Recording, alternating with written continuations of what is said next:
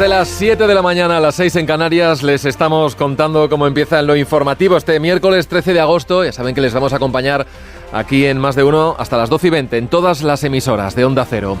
Los incendios son hoy el gran tema de conversación en nuestro país. También en la prensa es la imagen de portada en todos los periódicos con estos titulares. En La Razón, alerta nacional ante la gravedad de la ola de incendios. En ABC, el fuego no da tregua. En El País, el fuego castiga a España.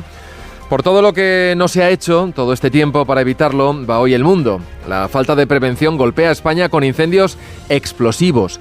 Por las consecuencias para los trabajadores de extinción, el diario.es titula Caos y turnos infinitos en la lucha contra el fuego en Castilla y León. Y por la trifulca política, el diario La Vanguardia titula Los incendios avivan la bronca política entre el Partido Popular y el Gobierno.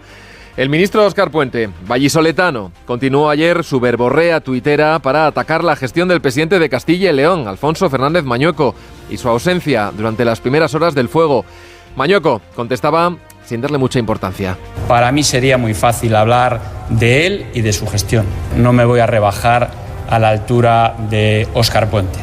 Yo quiero trasladar a todos los españoles que de verdad en Castilla y León y en Valladolid no todos somos como Óscar Puente. Pedro Sánchez ayer también rompió su silencio de los últimos días para tuitear, pero más institucional que su ministro, lamentando el fallecimiento del voluntario en León, mandando sus mejores deseos a los 2 bomberos heridos y garantizando el apoyo del Gobierno en la lucha contra el fuego. Titular español, Sánchez sigue desde Lanzarote la evolución de los incendios y nadie le ríe las gracias al ministro Óscar Puente. Ningún ministro secundó las palabras de Puente y su compañera de gabinete, Elma Saiz, directamente se desmarcó pidiendo unidad entre administraciones. Mientras España está ardiendo, a mí me van a encontrar siempre en la colaboración y no la confrontación. Pero la ministra de Migraciones sí que confrontó ayer. Lo hizo con otro presidente autonómico, con el canario Fernando Clavijo, al que acusó de deslealtad por sostener que el gobierno está actuando de manera improvisada con el traslado de los menores extranjeros hacia la península. El segundo traslado, previsto para esta semana, se ha suspendido por problemas administrativos del gobierno central. Titula ABC, Canarias destapa el caos del gobierno central con el reparto de menores inmigrantes. Dice la crónica que el gobierno canario ha asumido que el Estado no cumplirá con los plazos previstos para la salida de estos menores solicitantes de asilo y reiteraba esas críticas la directora de Protección a la Infancia de Canarias, Sandra Rodríguez. Ha tenido tiempo más que suficiente el Estado de buscar todas y cada una de las soluciones que pudiera estar a su alcance para dar respuesta. El Estado no tiene claras las plazas ni los lugares a donde van a ser trasladados los menores. El Español destaca que las explicaciones que ha dado Moncloa a Canarias para suspender el traslado es que el viernes es festivo y que no van a tener la autorización para abrir el centro en el que tienen que alojar a los menores. Entre tanto, Sánchez ha pedido a Álvarez que le priorice la agenda internacional. Lo cuenta hoy, lo lleva portada La Razón, que cuenta que el presidente busca evadirse de la política doméstica y el ministro de Exteriores gana músculo político en la estrategia de la Moncloa. Dice la crónica que en el complejo presidencial preocupa la nueva debilidad de Sánchez en la Unión Europea.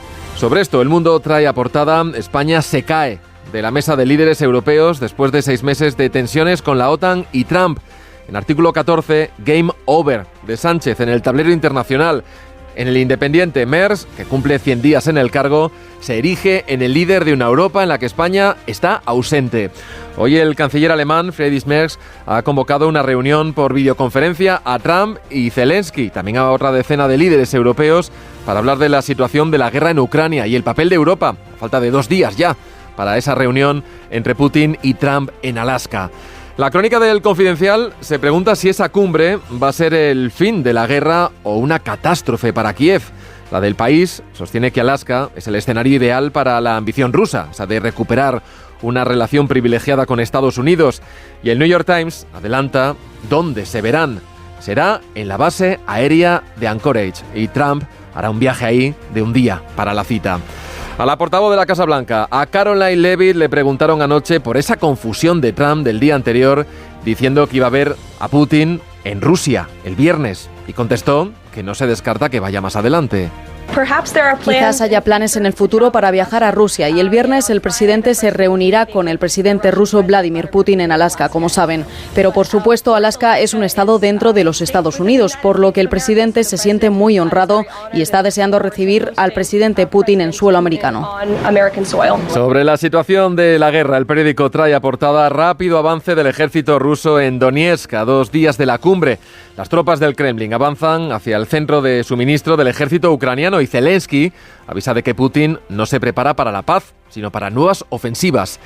Israel también amplía su ofensiva, en este caso en Gaza. El gobierno español confirmó ayer que ya son 44 los menores palestinos heridos y enfermos de cáncer que nuestro país ha evacuado y acoge en hospitales para que continúen sus tratamientos y que podrán pedir asilo. Pero hay más casos, como el de la familia de Najim, que cuenta hoy el diario.es. Llegaron a ser dueños de una empresa textil en Gaza, que daba trabajo a 3.000 personas y que se fue a pique por los bombardeos. Han ido saliendo uno a uno de la franja, ahora viven en Murcia, en la localidad de Beniaján, pero les queda una hija atrapada en Gaza. Se llama Dina. La crónica lleva este titular: cada vez que hay un ataque pensamos que será ella y esto es insoportable. El Mundo se adentra hoy, lo han hecho sus enviados especiales en el puente aéreo que lanza la ayuda humanitaria sobre Gaza. Uno de los uniformados le pide al periodista que nos saque fotos desde el avión de Gaza, porque Israel no quiere que se vean. Pero no hacen caso de la petición y las imágenes muestran esa devastación de la franja. El titular del reportaje es: no es ayuda real, solo fotos que engañan. Son las declaraciones de un activista que sostiene que esos lanzamientos son peligrosos para la población civil y son insuficientes porque no solucionan la hambruna. La ONU, por cierto, abrió ayer la puerta a que Israel sea incluido en su lista negra de países sospechosos de cometer violencia sexual en conflictos. Lo cuenta hoy Times of Israel, que ha tenido acceso a la carta que el secretario general de Naciones Unidas, Antonio Guterres, ha mandado al gobierno israelí. Ahí le muestra su preocupación por denuncias que han recibido de violencia sexual cometida por militares contra palestinos en prisiones, en centros de detención y en una base militar. La Casa Blanca, sin embargo, ha decidido reducir sus recomendaciones a Israel en el informe sobre derechos humanos que publica cada año el Departamento de Estado.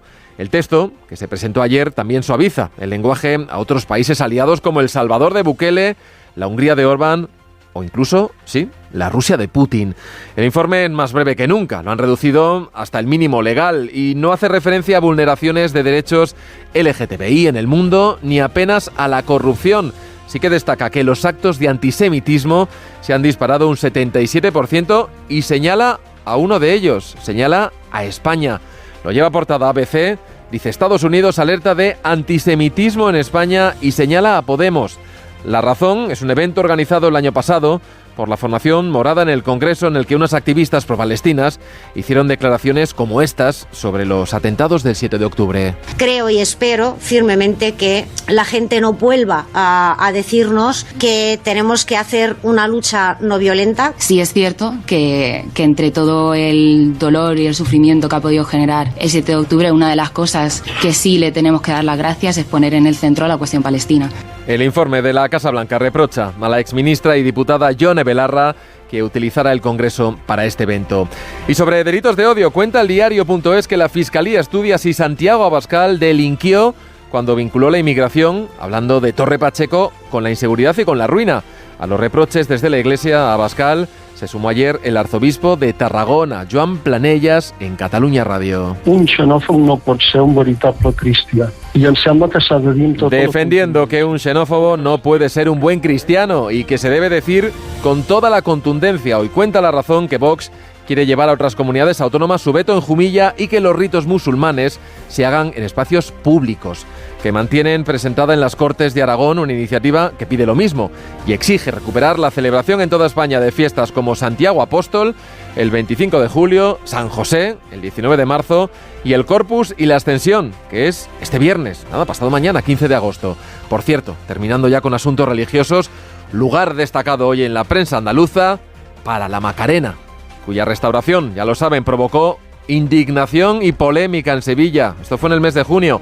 Anoche fue retirada del culto y desde hoy la Basílica acoge la restauración de la imagen para intentar que vuelva a su estado original. Se espera que esos trabajos concluyan dentro de 3 meses. Miguel Ondarreta, Más de Uno, Donde Alsina.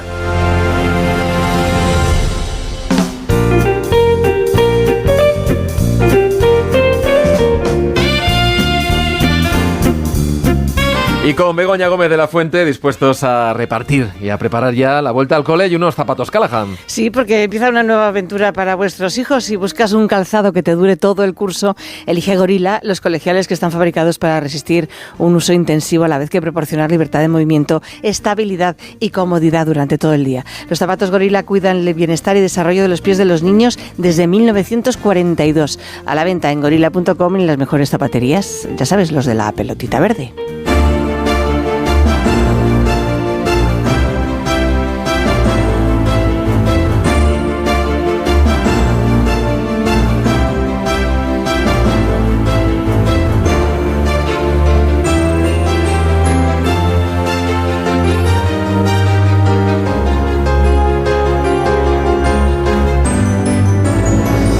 Las 8:41, 7:41 en Canarias, tiempo ya para la tertulia, aquí en Más de Uno, hoy con Pablo Pombo. Hola Pablo, buenos días. ¿Qué tal? Buenos días, ¿cómo estás? Carmen Morodo, buenos días.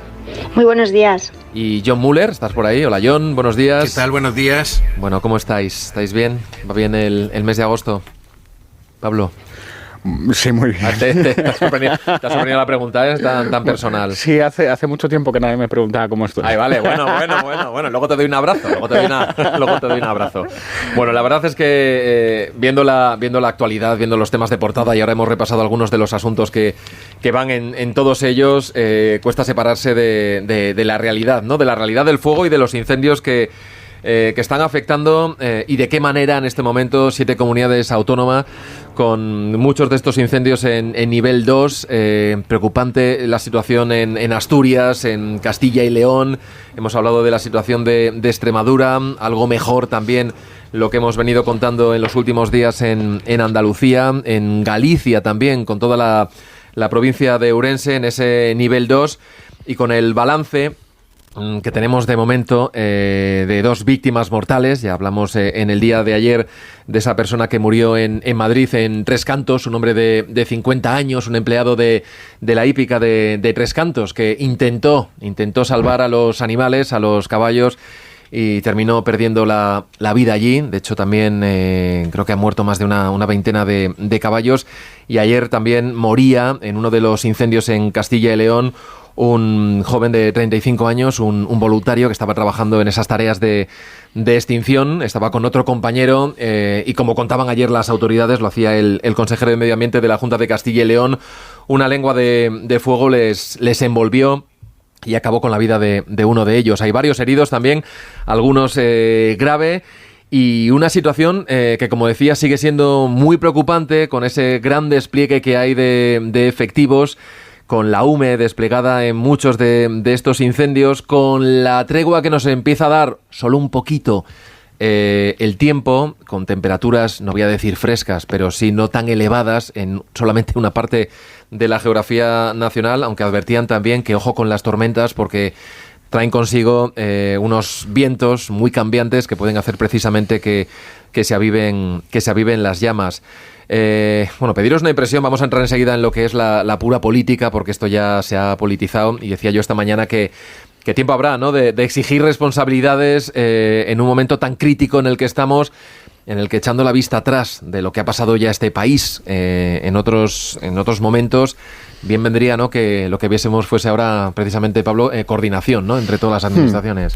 Sí, efectivamente. Bueno, yo creo que podríamos hablar de esto antes de meternos en la parte del politiqueo, ¿no?, duro. Yo creo que podemos hablar de 3 capas. En la primera está la ideología. Lo primero que diría ahí es que negar el cambio climático no es político, es peligroso. El cambio climático transforma la naturaleza de los incendios, eso ya no puede discutirse. Y al mismo tiempo el ecologismo urbanita no protege a la naturaleza, sino que la amenaza, porque acumula el combustible vegetal que está ardiendo ahora. Hay una segunda capa, que es la gestión. Yo creo que no nos faltan medios para la extinción. Es verdad que hace falta mejorar los salarios de los bomberos. Un abrazo para todos ellos. Sí tenemos ámbito de mejora, capacidad de mejora en la capacidad de coordinación, y yo creo que sí que tenemos algunas carencias importantes en materia de prevención. Es verdad que no da votos, pero anula el peligro. Por ejemplo, en la tecnología. Ahora mismo se puede detectar, disponemos de medios para detectar puntos calientes y anticipar las zonas de riesgo que hace 5 años no teníamos. Evidentemente, como decía anteriormente, esta inversión no genera tantos votos como un camión de bomberos, que es mucho más espectacular, ¿no?, cuando está en un municipio.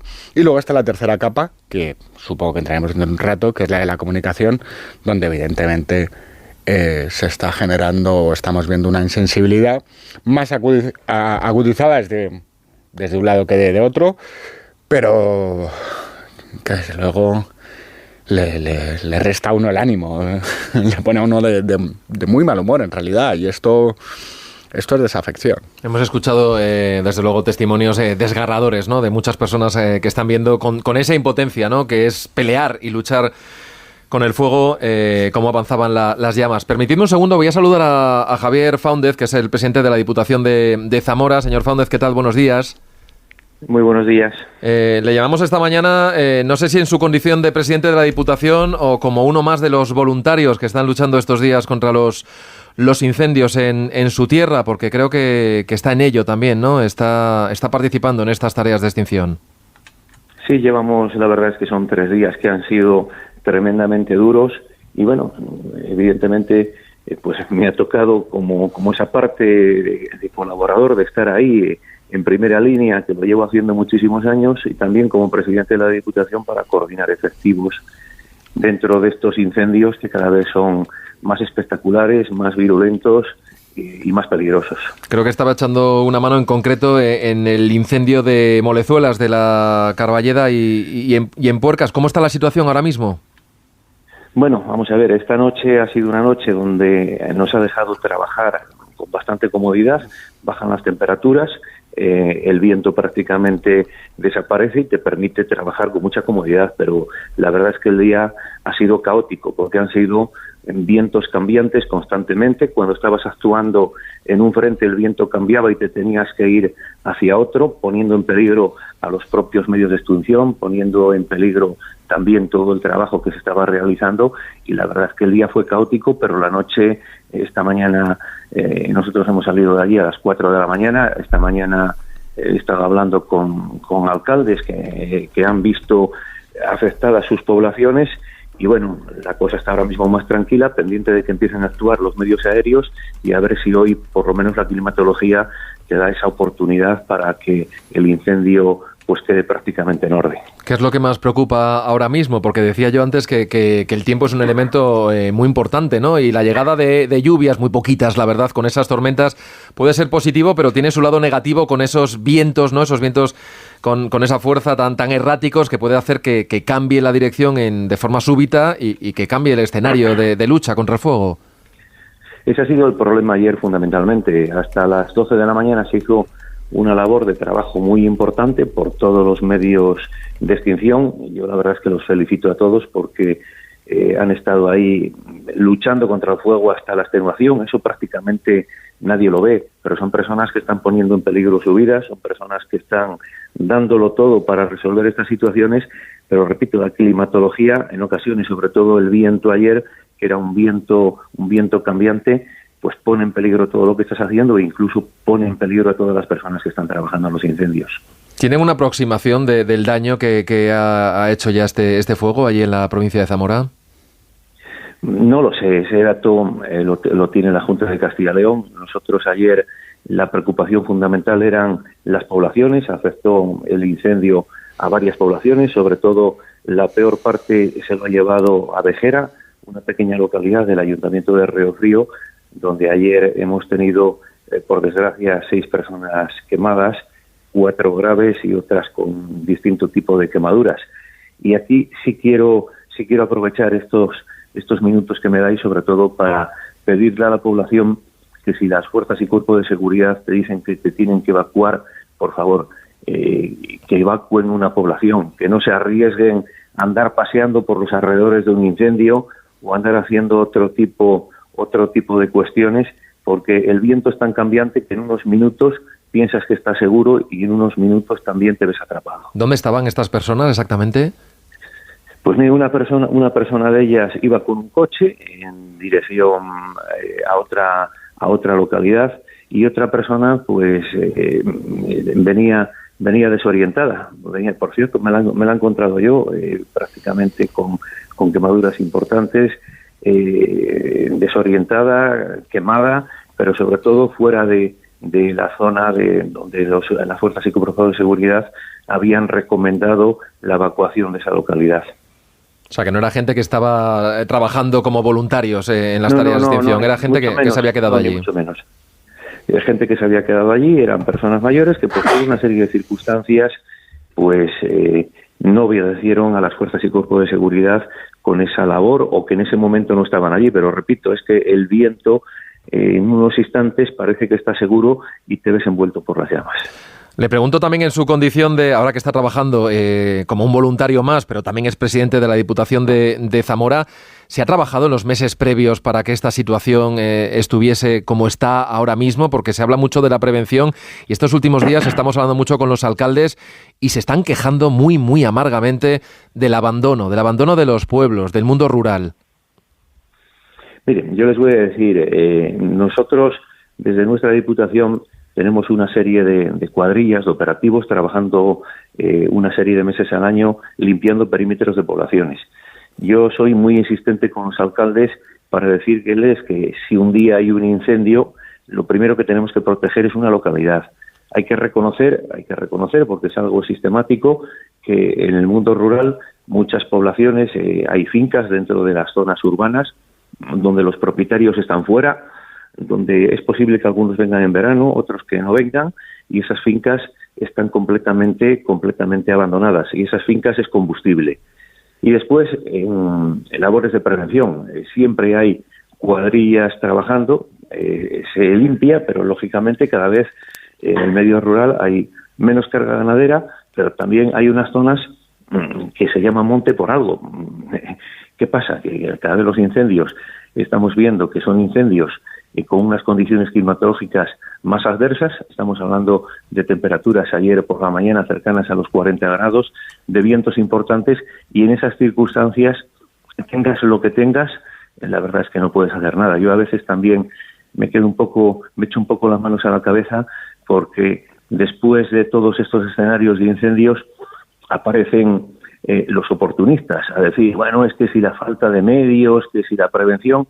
Yo les invitaría a esas personas a estar un día al lado de un camión, al lado de un retén, que les dé el calor, que les dé el humo, que sientan el peligro, y a lo mejor esas reflexiones que se hacen a toro pasado pues se las plantearían de otra manera. Pero bueno, ahí ya entra el escenario del oportunismo y de la política. Y cuando se escuchan también las quejas de los bomberos por esos sueldos tan bajos que tienen y por esos contratos que pelean para que no sean solamente temporales, sino que alcancen a los 12 meses del año.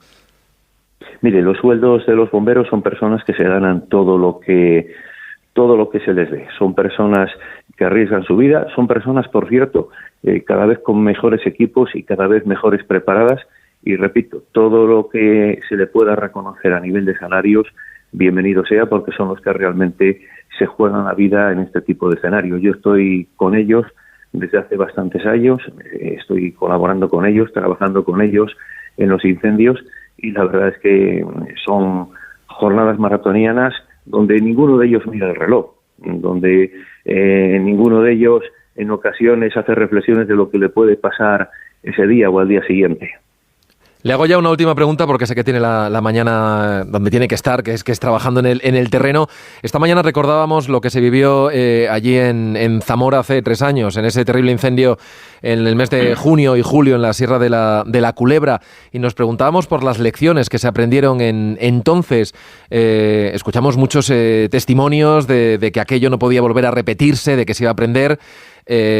¿Cambió algo? ¿Ha cambiado algo Zamora en cuanto a la conciencia y la lucha contra el fuego, y también en los trabajos y lo que se debería hacer y no se debería hacer? Sí, lógicamente la conciencia ha cambiado. El incendio de la Sierra de la Culebra también fue un incendio en unas condiciones meteorológicas, climáticas tremendamente complicada. Se quemó muchísima más arbolada, sobre todo de coníferas, de pino, donde el momento que se mete un incendio en un pinar prácticamente te da 0 oportunidades, tienes que esperar a que salga de ahí para poder hacer algo. Pero a mí sí me gustaría hoy hacer una reflexión. Cada vez que tenemos un incendio, estamos hablando en ocasiones de los medios, de la prevención, pero nunca hablamos de los pirómanos. Este incendio concretamente, que se inició en una localidad de Zamora, en Puercas, ha sido un incendio intencionado, prendido cerca del pueblo.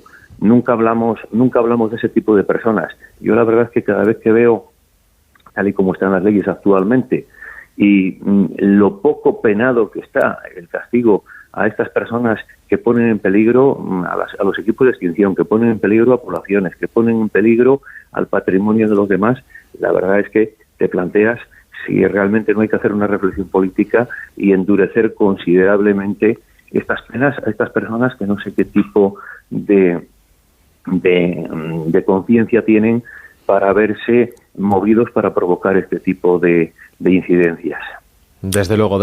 Hemos hablado, de hecho, en las últimas horas de que se han detenido a 3 personas vinculadas presuntamente con 3 incendios. Uno creo que en Muxía, otro en Tarifa y una tercera persona con un incendio en la provincia de Ávila. Javier Fáundez, presidente de la Diputación de Zamora, le agradecemos mucho su tiempo, que es muy valioso y más estos días. Un fuerte abrazo desde Onda Cero. Muchísimas gracias. Un saludo. Carmen, el trabajo de un representante político, en este caso, trabajando en el terreno, porque él también tiene experiencia como voluntario en el parque de bomberos y dibujando un escenario pues muy complicado, ¿no? Y de cierta frustración, pero también de ejecución, porque ahora mismo lo que hay que hacer es ponerse a trabajar. Sí, efectivamente. A ver, esto no es fácil. Nos afecta a nosotros, España se quema, pero estamos viendo cómo países a nuestro alrededor les pasa lo mismo. Hemos visto Estados Unidos, quiero decir que la cosa no es sencilla. Comentabas tú antes que luego entraremos en el apartado político y yo creo que es que la gestión es la clave, porque todos los veranos hablamos de lo mismo y volvemos a insistir, y yo creo que hay que insistir porque al final deja en evidencia la importancia de esa gestión. Comentábamos ahora en esta entrevista el factor clave, ¿no? El factor predominante, que es la acción humana. Se hablaba de los pirómanos, pero no solo está ahí ese factor predominante en cuanto a lo que tiene que ver con la acción humana. Yo creo que partiendo de una situación en la que es evidente que tenemos un clima extremo y que ese clima extremo funciona como acelerador del fuego, venimos de una primavera donde ha habido mucha lluvia y ya se estaba anticipando por parte de quienes saben de esto que esa lluvia, esa hierba se seca e iba a incrementar el riesgo de incendios. Estas olas de calor prolongadas en verano con esas temperaturas pues tan elevadas y la baja humedad pues crean las condiciones óptimas, pero solo saben quienes nos gestionan. Quienes están en invierno también gestionando y tienen una responsabilidad pública en este tema. Hemos hablado del abandono rural y de la acumulación esa de combustible, porque ese abandono rural evidentemente la despoblación del campo deja o ha causado que terrenos agrícolas y pastos vayan desapareciendo y se queda un matorral sin gestión que se convierte en un combustible abundante. Pero también lo saben los técnicos y los gestores políticos, porque los técnicos tienen la obligación de informarles de ellos. Y estamos viendo este verano por primera vez cómo al final ese urbanismo, quizá no por primera vez, pero nos toca más de lleno, ¿no?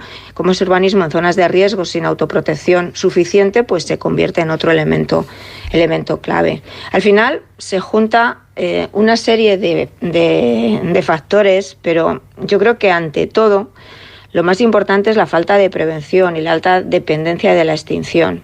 Siempre a estas alturas del año decimos que el sistema está más preparado para apagar que para evitar incendios y que se invierte mucho en extinción pero muy poco en prevención y en restauración.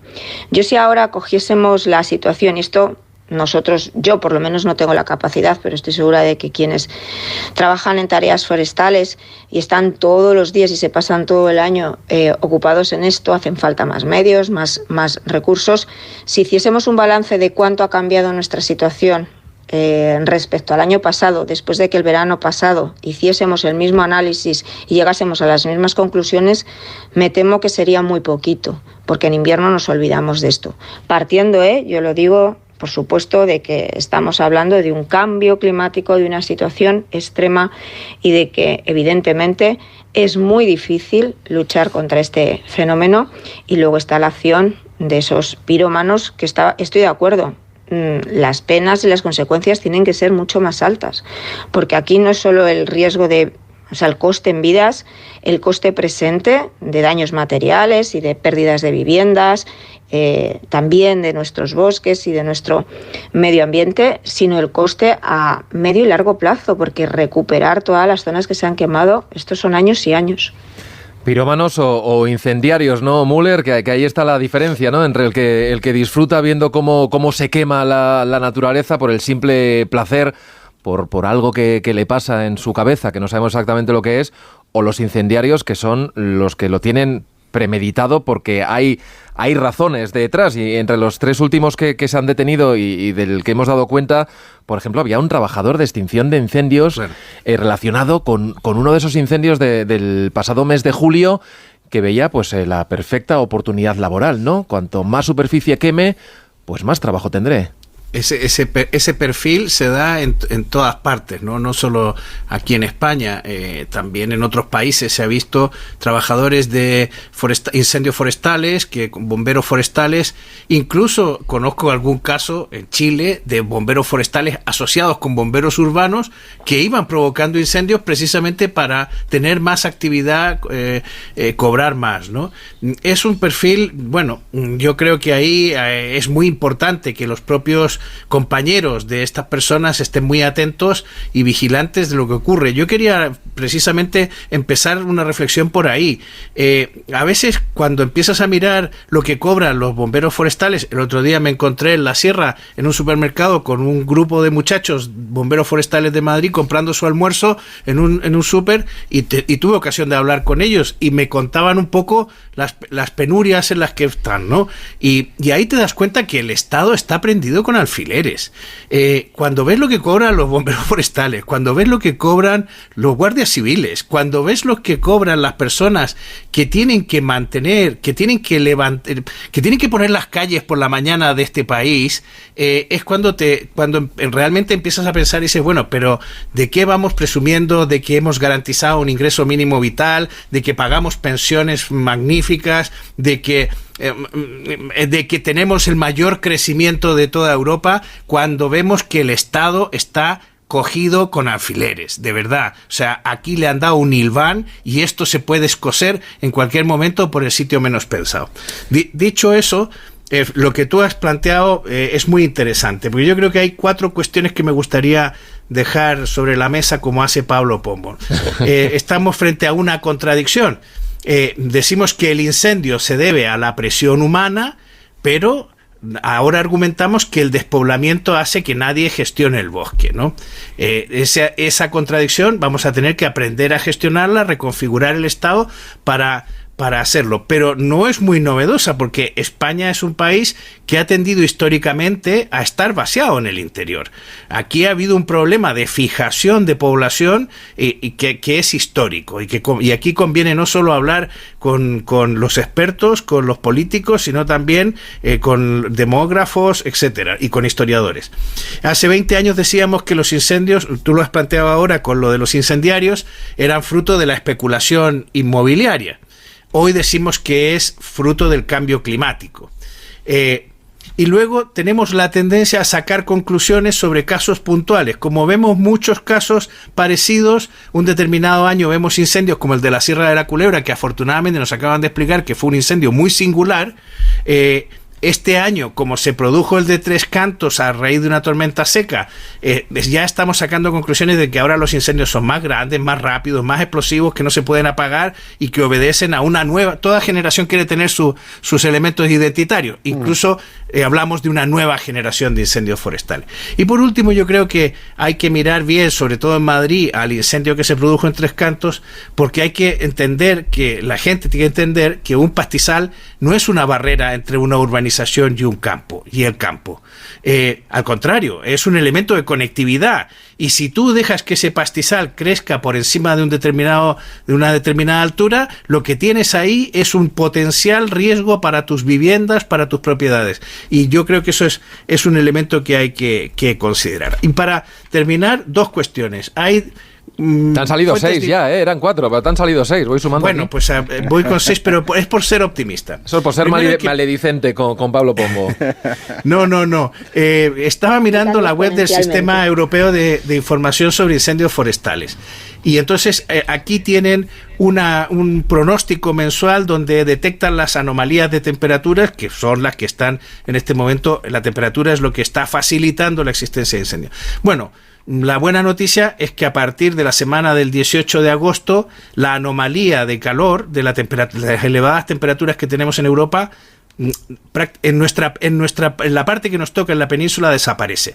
Y no solo eso, en la zona de Portugal van a tener temperaturas mucho más bajas que lo que es normal, y una parte importante de Extremadura, ya pegando a Madrid y del sur de Galicia también, con lo cual en pocos días vamos a ver un cambio, como ya estaba anticipando el presidente de la Diputación de Zamora. Y lo otro es un gráfico interactivo que tiene Cibio, que es una organización que se dedica al periodismo de datos, al periodismo cívico, etcétera, sobre los incendios forestales. Y los datos son extraordinarios, porque desde el año 68 hasta 2023 en España se han quemado casi 8 millones de hectáreas, que equivale a varias comunidades autónomas. Han sido más de 620.000 incendios forestales. Pero si miran el mapa, el incendio de Tarifa es realmente una rareza. La mayoría de los incendios en la historia de España se han producido en la zona noroeste del país, lo que es Galicia, Zamora precisamente, y la cornisa cantábrica hasta Santander, un poco más allá. El resto realmente son, podríamos casi decirlo, episódicos. No significa que no hayan sido graves. Ha habido incendios enormes en la zona de Valencia, en Alicante, en Granada, en Cádiz, pero el nivel de concentración, sobre todo en Galicia, en su momento obligó incluso a cambios legislativos para que no se pudiera recalificar las zonas quemadas, ¿no? Bueno, hemos leído mucho estos días, sobre todo en relación al de Tarifa. Decían, sí, hay leyes que dicen, bueno, no se va a poder recalificar esto en 30 años, pero bueno, pasarán esas 3 décadas y construirán, ¿no? Construirán en esas zonas que están quemadas. Vamos a hacer una pausa. Son las 9:08,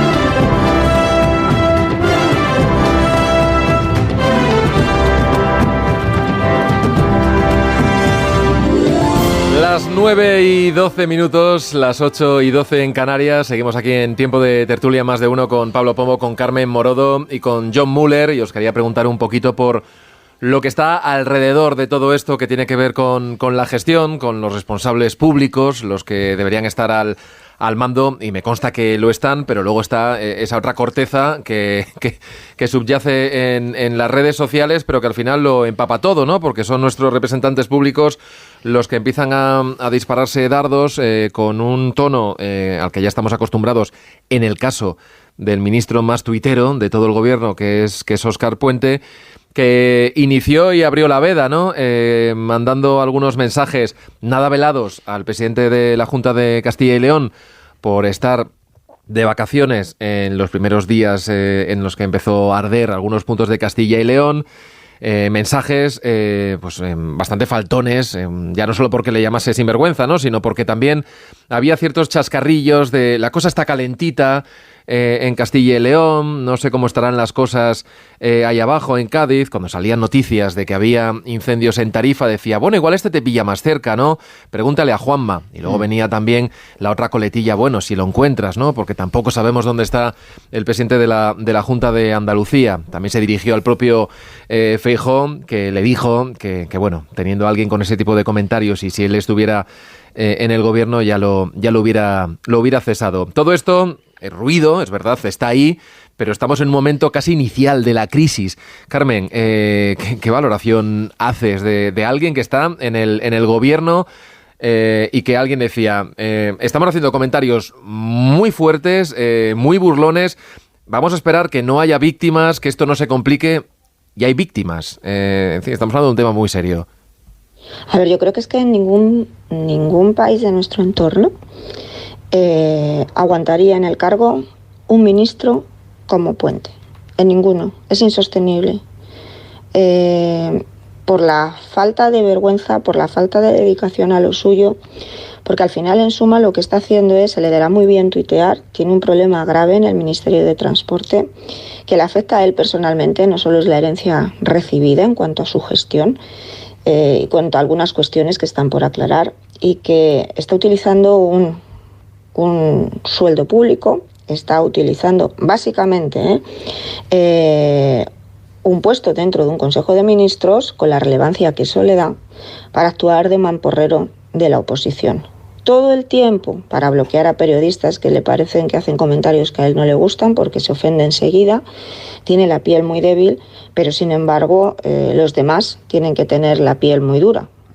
Da igual la situación en la que nos encontremos, la responsabilidad que exige por parte del gobierno, porque evidentemente el gobierno o Pedro Sánchez no es responsable directo de los incendios que ahora mismo estamos viendo, pero sí tiene la obligación y la responsabilidad principal como presidente del gobierno de intentar trasladar una imagen de serenidad, de que hay un Estado que funciona, de que hay un gobierno y un presidente del gobierno que es capaz de hablar con el líder de la oposición, de hablar con los presidentes autonómicos, él y los ministros afectados, y conseguir que, bueno, pues ver si hay capacidad de mejorar la coordinación, de tener más medios, de actuar con más eficacia. Y todo eso no está pasando, porque tanto en Castilla y León, es que no es casual, tanto en Castilla y León como en Andalucía, si el ministro Mamporrero ha puesto tanto interés en señalar a Mañueco o en señalar a Moreno, es porque ya están haciendo política electoral. Bueno, como siempre, pero están haciendo electoralismo de los incendios. Yo agradezco al presidente de la Junta de Castilla y León que no haya entrado en la misma senda, que haya respondido de otra manera y que no se haya dejado llevar por los ataques del ministro Puente, porque eso es lo que traslada a la ciudadanía cierta tranquilidad. Lo otro es simplemente preguntarte en manos de quién estamos. Este señor que ocupa las 3/4 partes de su tiempo en dedicarse, insisto, a tuitear sin actuar, con el agravante, ya terminó, de que tenemos un gobierno que no existe, que aquí hay un presidente del gobierno, toma las decisiones y sus decisiones, según cuentan dentro del Partido Socialista, se tienen que consultar con Salvador Illa, que dentro de ese Consejo de Ministros está completamente roto, no hay confianza, no hay una acción coordinada, no hay gobierno, y además de no haber gobierno, lo que queda o lo poco que visualizamos de ese gobierno son agentes electorales de Pedro Sánchez. Os cuento, y te doy la palabra ahora a Pablo, que ha estado la vicepresidenta tercera y ministra para la transición ecológica, ha estado esta mañana en la cadena SER haciendo una entrevista.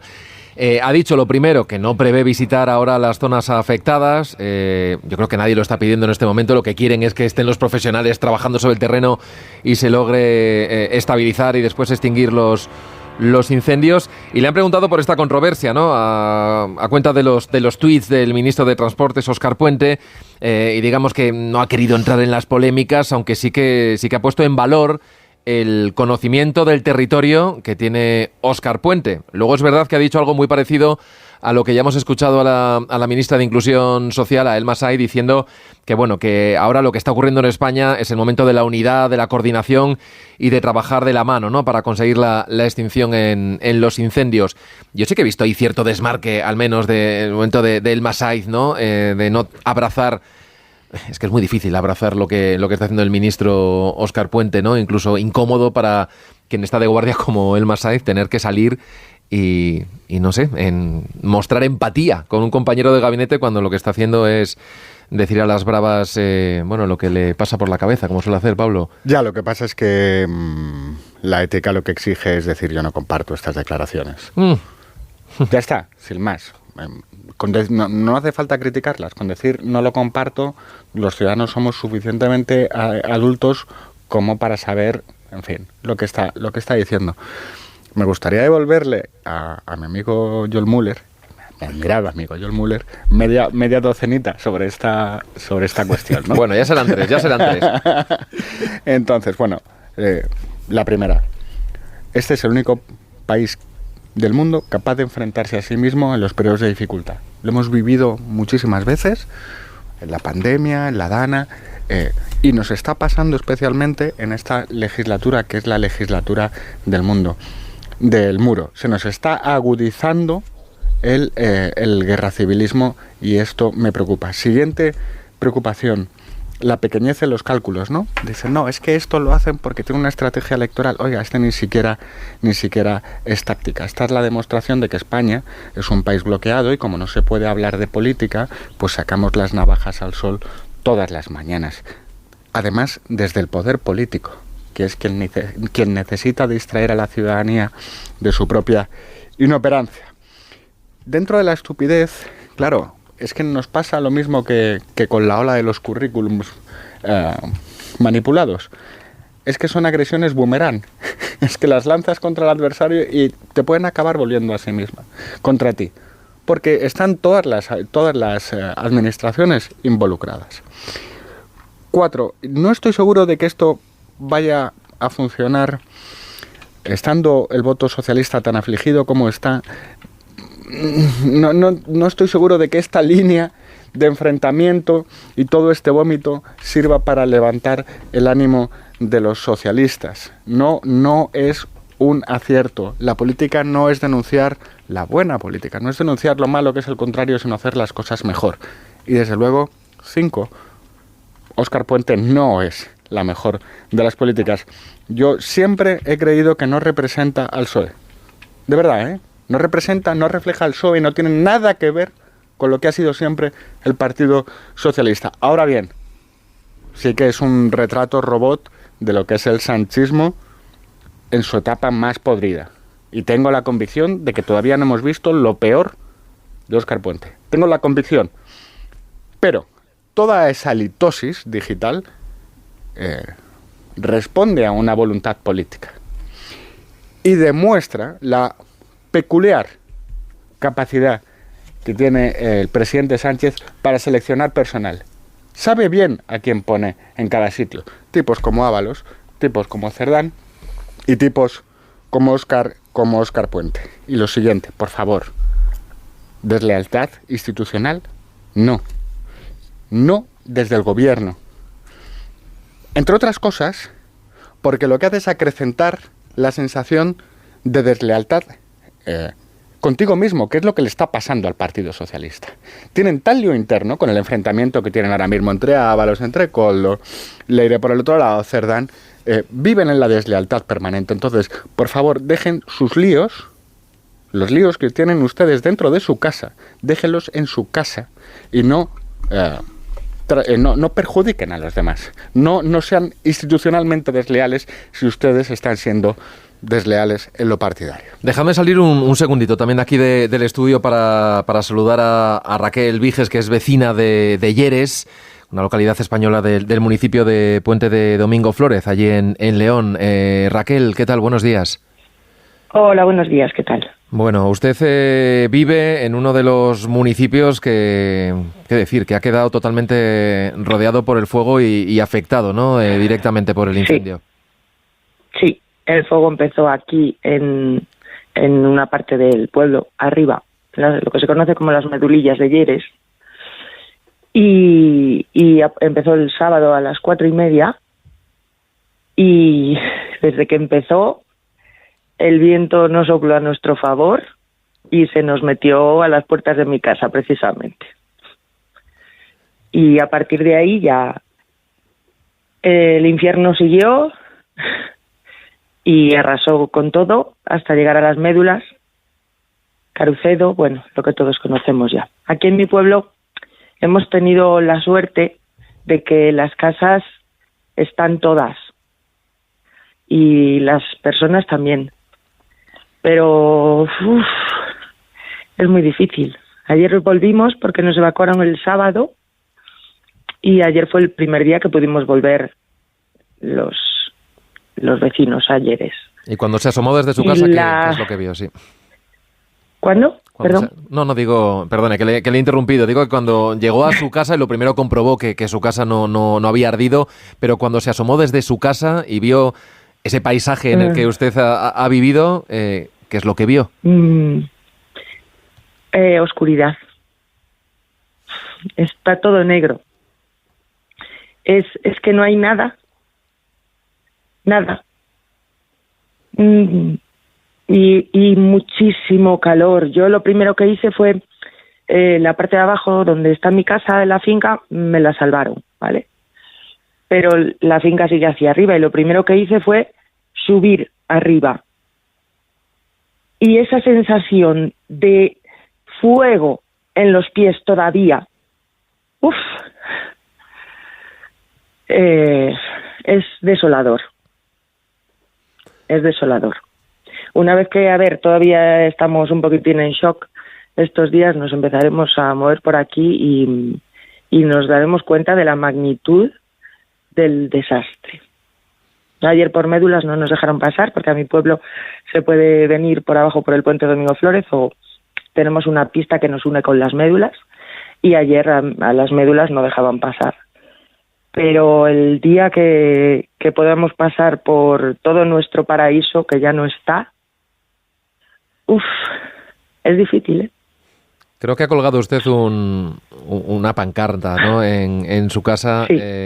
Porque quiere que esto no se quede así, ¿no?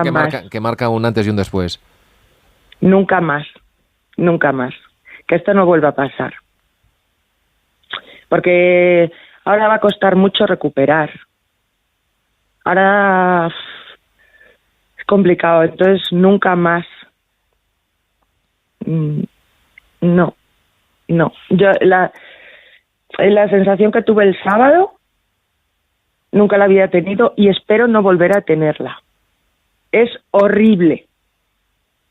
Y tengo que dar gracias a las brigadas, a la UME, en Lleres se desplegaron, chapó. Pero es que esto ha sido un infierno. El domingo, que estábamos todos pendientes, lógicamente, desde que vimos, claro, lógicamente en médulas tenemos gente conocida, nos pasaban fotos del mirador de las Pedrices, que es por donde les entraba el fuego en un principio, pero es que en un momento el fuego, yo no sé, el viento, el fuego, todo jugó en nuestra contra, les entró por la parte de abajo, a médulas le pasó por encima y en un momento se puso en Carucedo. Yo estaba viendo todo y yo decía, no puede ser, es imposible. Pero es que sin ir más lejos, ayer por la noche, que todavía, es que esto está lleno de humo todavía porque la pesadilla no ha terminado. Entonces lo veíamos, el fuego desde Lleres lo veíamos hacia el otro lado, ¿vale? Yo nunca, en el mes de agosto, y he pasado muchos veranos en mi pueblo, nunca vi ni sentí un viento como el que sopló ayer. Jamás. Los vecinos a las 2 de la mañana estábamos en la plaza, porque ¿quién se va a dormir con eso? Y así te pasas las noches. Igual te acuestas a las 3 de la mañana controlando, porque en cualquier momento tienes que volver a salir. Por la mañana te despiertas temprano, porque ya no puedes estar más en la cama, porque tienes que ver cómo va la cosa, pero jamás había notado yo ese viento como ayer aquí. No sé, yo creo que es que, no sé, esto se ha ido no sé. Nos comentaban los vecinos de Las Médulas y de todo Carucedo que obviamente una zona tan vinculada al turismo, esto tiene un impacto enorme, ¿no? Incalculable en este momento que es lo que va a significar, ¿no? A partir de ahora, cómo se levanta, que se levantará, como ha ocurrido otras tantas veces. En el caso de Lleres, ¿la mayor actividad también estaba vinculada ahí al turismo?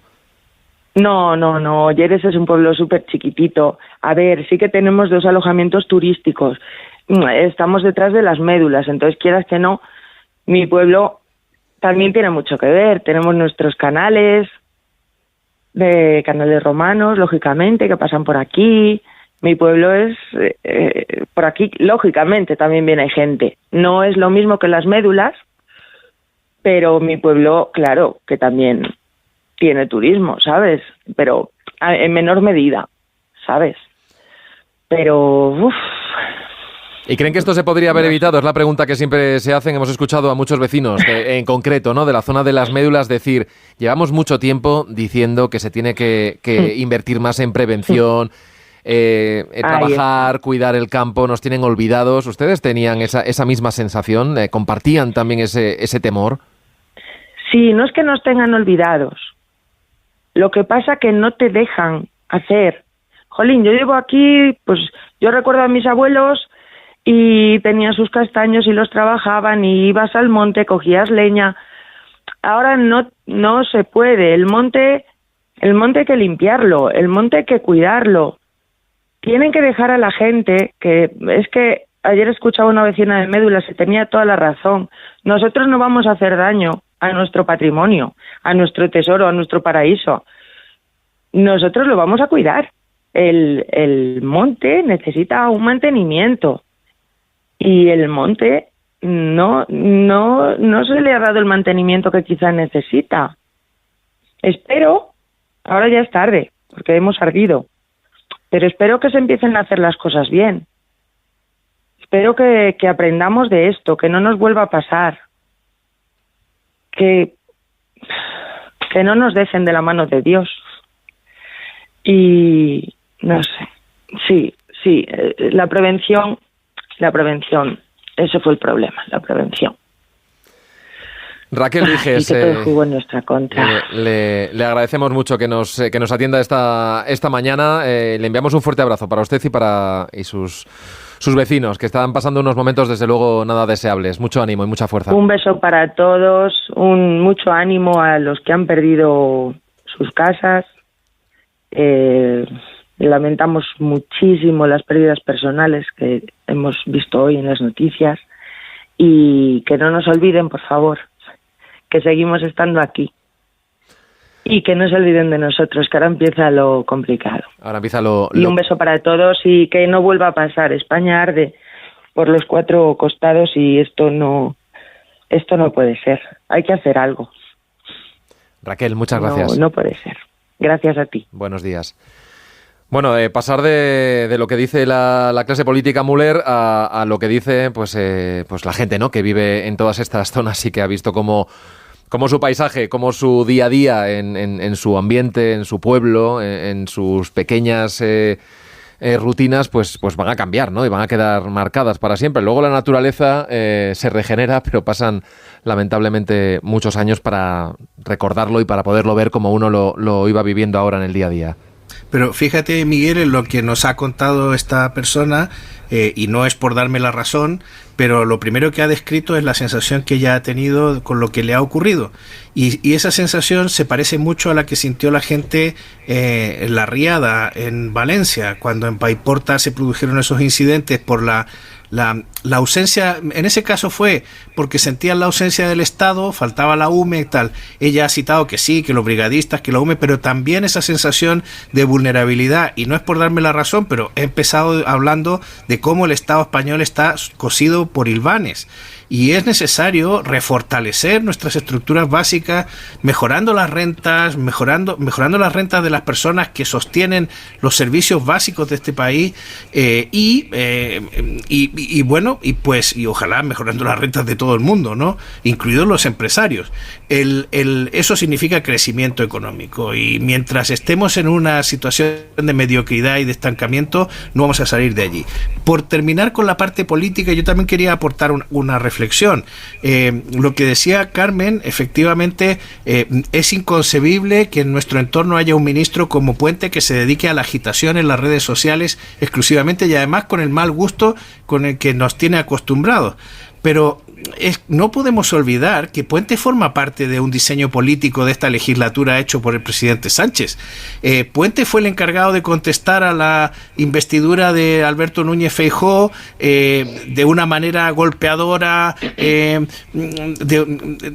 derogatoria hacia Feijóo, etcétera. Y luego fue nombrado ministro por sus buenos oficios y porque Puente hace esto, que es destruir los consensos, levantar muros y sobre todo extender la odiosidad.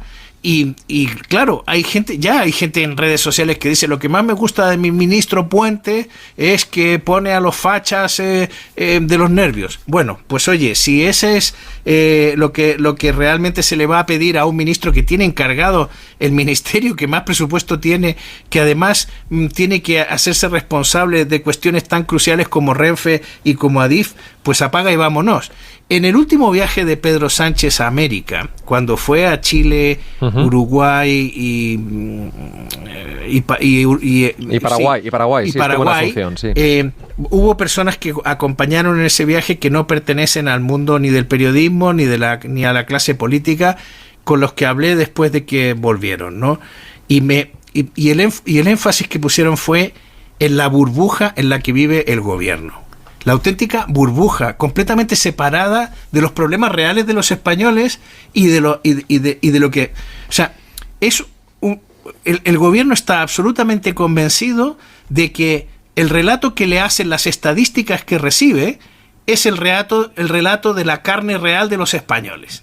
O sea, y entonces están felices instalados en la macroeconomía, en lo bien que lo estamos haciendo, en que cómo ha girado la situación y ahora todos los países europeos simpatizan con nuestra postura sobre Gaza, etcétera. Y no se dan cuenta del grado de desconexión que tienen con la población. Luego reaccionarán y tendrán suerte en las elecciones agitando, porque son expertos en agitación. Pero vivimos en una manipulación permanente. El gobierno solo está dedicado a manipular. Debe ser el famoso síndrome de la Moncloa. Y eso que tenían ayer un interesante informe del Consejo de la Juventud para masticar y analizar bien, que luego vamos a comentar. Vamos a hacer una pausa y luego os pregunto por este asunto de la inmigración, de los traslados de los menores no acompañados, solicitantes de asilo, que nos habían contado que todo estaba perfectamente organizado ya para comenzar con los traslados. Los 10 primeros, es verdad, que ya salieron del archipiélago canario hacia la península, pero en los próximos días tenía que haber nuevos traslados. Pero, ojo, no, lo han suspendido y no hay fecha para los nuevos traslados, porque parece que ha habido pues algunos problemillas, y además están diciendo que, claro, que el viernes es fiesta y que eso no va bien. Bueno, enseguida lo comentamos, porque parece que en el gobierno canario está bastante enfadado. 9:36, 8:36 en Canarias.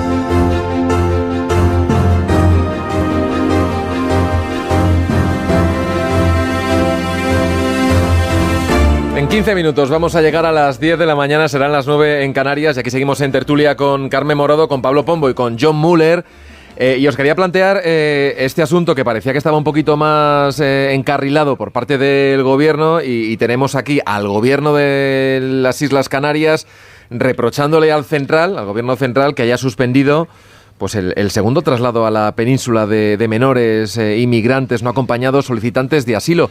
Estaba previsto para esta semana, que contamos que el lunes viajaron desde el archipiélago a la península los primeros 10 menores. Cada martes van a reunirse para coordinar, que ese es el verbo, la distribución de estos menores. ¿Y qué ha pasado? Pues que ha habido una reunión ayer y el gobierno canario ha salido de ella pues muy enfadado, diciendo que no ha servido para nada y contando cosas como que hay ahora ciertos problemas administrativos para seguir adelante con estos traslados, y que, entre otras cosas, ¿qué pasa? Pues que el viernes es fiesta y que les han dicho que no van a tener la autorización para la apertura del centro en el que iban a ser realojados algunos de estos menores, así que se emplazan para el martes que viene. Y ahí anda la ministra Elma Sainz, que por cierto es la que está todos los días este verano en los medios de comunicación, dando entrevistas, compareciendo, pero hablándonos de un asunto que, no sé, me parecía que estaba un poco más cerrado, Carmen.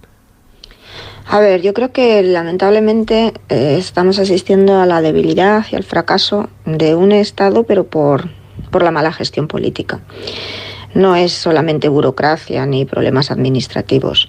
El viernes era fiesta, pero es que hace ya casi 5 meses llevamos más tiempo con este problema, mucho más tiempo, pero por referirme o poner Supremo, como punto de referencia esa sentencia del Tribunal Supremo y esa orden de trasladar a 1.000 menores, eso hace casi 5 meses. Esto ya no es un problema de enfrentamiento de las comunidades autónomas, no. Ahora estamos hablando ya de una relación directa del Gobierno de Canarias con el Gobierno de Pedro Sánchez.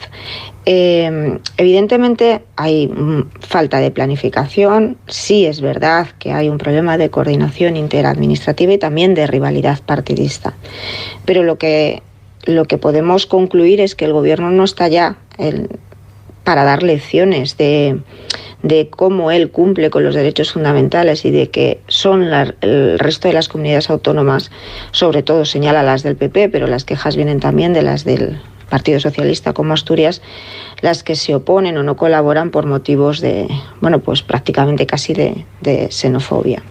Es Canarias, si nos atendemos justo a los hechos y a lo que estamos viendo, es Canarias quien está criticando en estos momentos la ausencia de un protocolo y un calendario definido. Y por medio están derechos fundamentales de menores, aunque estén en una situación irregular. Las comunidades autónomas no están recibiendo información completa, ni la edad, ni la salud, ni los destinos, ni los protocolos de acogidas. E insisto, son comunidades del PP, Baleares recientemente, o Asturias, las que han expresado que no hay plan, se está ejecutando precisamente a ciegas y que eso limita su propia capacidad de respuesta, pues porque esto exige recursos. Creo que fue Gijón, el ayuntamiento, que hace poquito informó que habían recibido también ellos la información a posteriori de ese traslado de los menores y hablaban de deslealtad institucional. La situación tiene mal arreglo después del tiempo que ha pasado. Hay una complejidad administrativa y operativa, evidentemente, pero también se ha generado una batalla política y en esto vuelvo a lo que hablábamos antes con los incendios.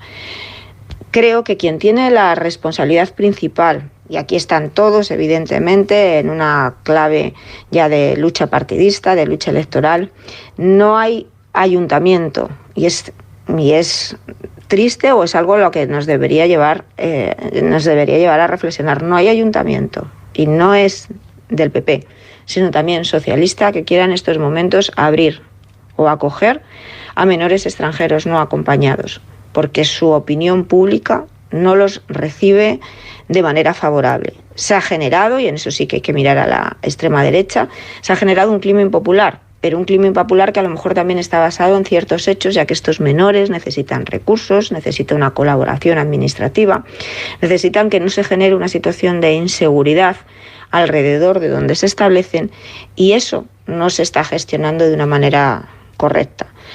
Así que, pues tenemos un problema que parece que no tiene solución, un problema que nos afecta a la imagen que damos como Estado, porque, insisto, hay una sentencia, una decisión del Tribunal Supremo ordenando un traslado y un gobierno que es incapaz de ejecutarlo. Y estamos ante la antesala de lo que tiene que pasar a finales de este mes, que es atender a la distribución de 4.000 menores que están en centros de Canarias y de Ceuta y de Melilla. Por cierto, esta mañana ha confirmado el presidente de Canarias, Fernando Clavijo, que se va a ver con el presidente del gobierno este próximo lunes. Va a viajar a Lanzarote y el lunes 18 de agosto a las 4:30 de la tarde se reunirá con el presidente del gobierno para hablar, me imagino, de este asunto y del pendiente también, de esa distribución del resto de los menores y otros asuntos que afectan a la política canaria, monopolizada prácticamente por este asunto de la inmigración. Pablo.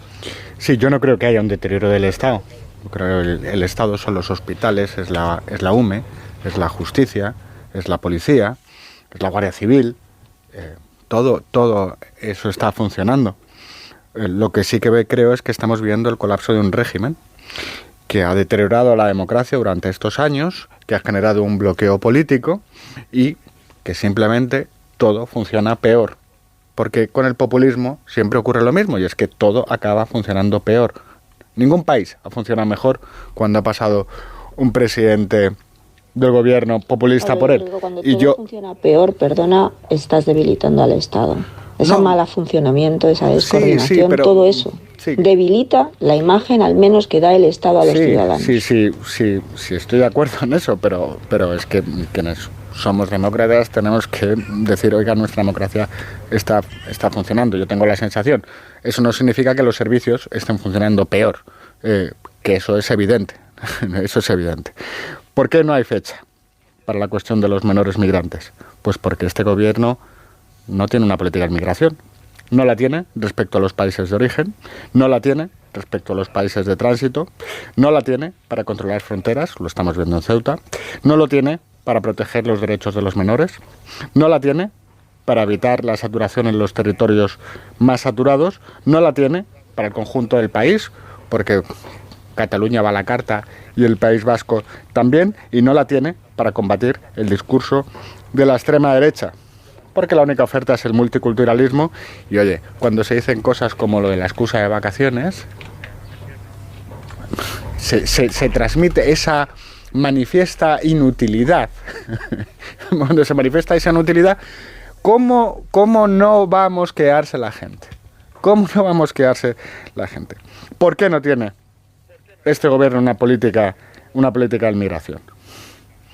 Pues porque es una política de Estado, y la política de Estado exige pactos entre las fuerzas centrales, y aquí eso es imposible. Aquí esto va de poner trincheras, no de alcanzar acuerdos, y llevamos así toda una década.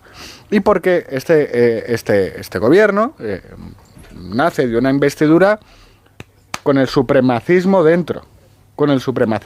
Es que no puede generar acuerdo ni entre sus socios. Es que está completamente paralizado en el Parlamento. Y luego, evidentemente, por incapacidad.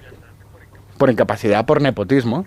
Porque colocar en todos sitios a los más amigos significa que en ninguno de los sitios están los más competentes. Müller.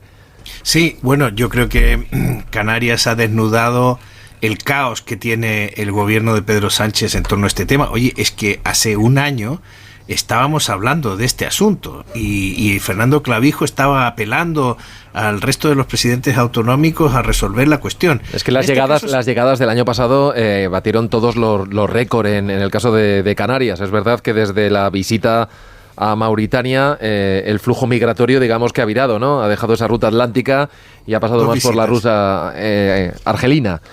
Perdona, sí. Müller, que te interrumpí. Ya llevamos 2 visitas a Mauritania. No, pero este es un caso muy concreto, sobre todo el de la sentencia del Tribunal Supremo, porque afecta a ese millar de menores no acompañados que han solicitado asilo y refugio. Y claro, lo que está haciendo el Tribunal Supremo ha dictado 2 sentencias, o sea, ha dictado una sentencia y luego ha recordado en un auto la necesidad del cumplimiento imperioso de esta cuestión, y entonces sale el gobierno con que el 15 de agosto es fiesta, como si no lo supiéramos. Y bueno, o sea, lo que ha quedado al desnudo es que el gobierno no tiene ni siquiera la capacidad de autoorganizarse de manera coherente para cumplir esta sentencia. El gobierno está arrastrando los pies delante del Tribunal Supremo en este asunto, y me resulta incomprensible que además sea con una cuestión que para ellos es un motivo de orgullo, que es su buena sensibilidad hacia el tema de la inmigración, ¿no? Bueno, pues yo de verdad no lo entiendo, y sobre todo porque en este asunto, en este no concretamente, pero se cruza la impugnación que algunas comunidades autónomas como la de Madrid han hecho del reparto de los otros menores, en el que se ha procedido manu militari y a través de un cálculo matemático claramente manipulado. Como decía Churchill, solo creo en las estadísticas que he manipulado yo, y bueno, pues estamos en una situación realmente sorprendente. Bueno, me he quedado con ganas de comentar otros asuntos, que teníamos datos económicos, ha confirmado el 2,7% en el IPC de mayo, culpa del precio de la electricidad, el aumento y no tanto el de los carburantes. Mismo que en Estados Unidos. Y el informe sobre la emancipación, que eso lo abordaremos, porque ahí sí que hay mucha, no macroeconomía, sino microeconomía. Pero ahora yo creo que vamos a poner sobre la mesa unos zapatos gorila, porque es momento de irnos despidiendo. Se acerca la vuelta al cole, ya lo sabes, y con ella una nueva aventura para nuestros hijos. Si buscas un calzado que te dure todo el curso, pues elige Gorila, los colegiales que están fabricados para resistir un uso intensivo, a la vez que proporcionar libertad de movimiento, estabilidad y comodidad durante todo el día. Los zapatos Gorila cuidan del bienestar y desarrollo de los pies de los niños desde 1942. ¿A la venta en dónde? Pues en gorila.com y en las mejores zapaterías, los de la pelotita verde. John Muller, que tengas un buen día. Igualmente, querido. Carmen Morodo, un fuerte abrazo. Feliz día para todos, un abrazo. A disfrutarlo, tenemos todo el día por delante. Pablo Pombo.